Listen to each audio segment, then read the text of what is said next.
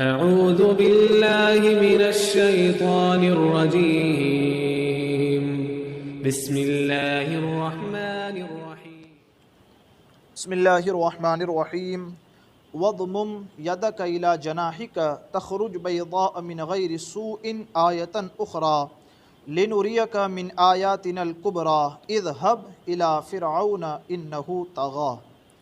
वद्मुम यदक इला जनाहिक, और अपने हाथ को अपने बाजू से मिलाओ। मिलाओ मतलब अपनी करवट पे रखो। उसके बाद तखरुज बैदा मिन गैरि सूइन आयतन उखरा, तखरुज बैदा, अब वो किस हालत में बाहर निकलेगा?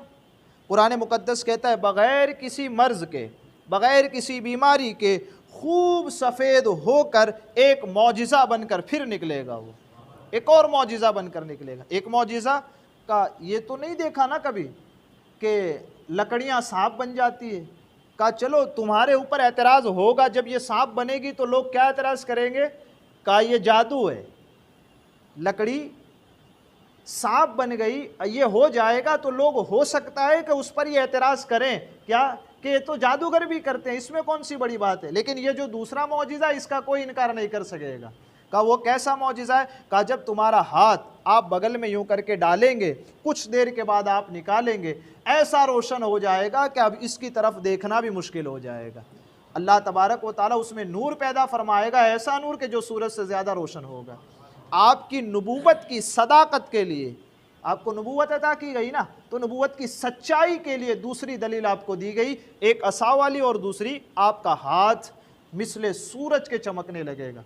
साहिब तफसीर मदारिक यहाँ यूँ लिखते हैं कि हज़रत अब्दुल्ला इब्न अब्बास फरमाते हैं कि हज़रत मूसा अलैहिस्सलाम का हाथ दिन में और रात में कैसा चमकता था? का रात में मिसले चांद चमकता है, ऐसे आपका हाथ चमकता था, और दिन में मिसले सूरज के चमकता था। यानी आपके हाथ से ऐसा नूर निकलता था, रात में चांद को भी फीका कर दे ऐसा आपका हाथ चमकता था, और दिन में सूरज को फीका कर दे ऐसा आपका हाथ चमकता था।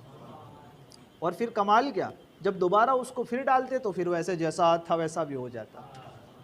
मतलब जब तक दिखाना चाहते तब तक दिखाते, और जब चाहते कि अब नहीं दिखाना तो फिर वापस अपना हाथ अंदर डालते और फिर वो ऐसा हो जाता जैसा पहले से था।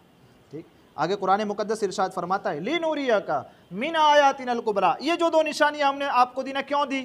कुरान मुक़द्दस कहता है ताकि हम तुझे अपनी बड़ी बड़ी निशानियां इसके ज़रिए दिखाएंगे। ये दो निशानियां तुमको दी, अब इसके ज़रिए और बहुत सारी निशानियां ज़मीन की तुमको दिखाएंगे। सुभान अल्लाह, सुभान अल्लाह। हज़रत मूसा को क्या कहा जा रहा है? हम तुमको दिखाएंगे।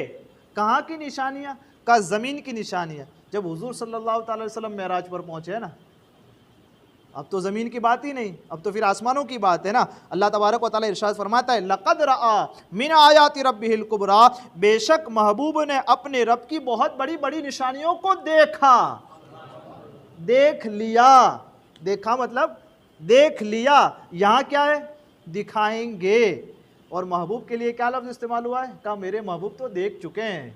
मतलब मूसा अलैहिस्सलाम की बात तो ये है कि ज़मीन की निशानियाँ दिखाएंगे। हमारे महबूब की शान ये है कि आसमान और ज़मीन की सारी निशानियाँ हम अपने महबूब को दिखाएंगे।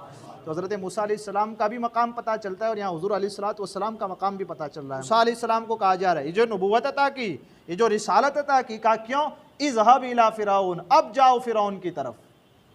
इन्नहु तग़ा, वो फसादी हो चुका है, सरकश हो चुका है, खुदाई का दावा करने लगा है। समझाओ उसको जा करके सच्चे माबूद की तरफ आने की दावत दो उसको कि तू खुदा नहीं है, खुदाई का दावा करने लगा है।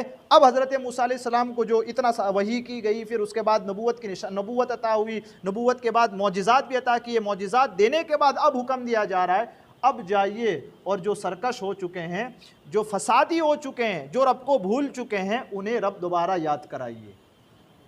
मेरे कहने और आपके सुनने में आमदन सहवन कोई ख़ता हुई, अल्लाह अज़्ज़ व जल अपने हबीब के सदक़े उसे माफ़ फरमाए। अस्तग़फ़िरुल्लाह रब्बी मिन कुल्लि ज़ंबिन व अतूबु इलैह।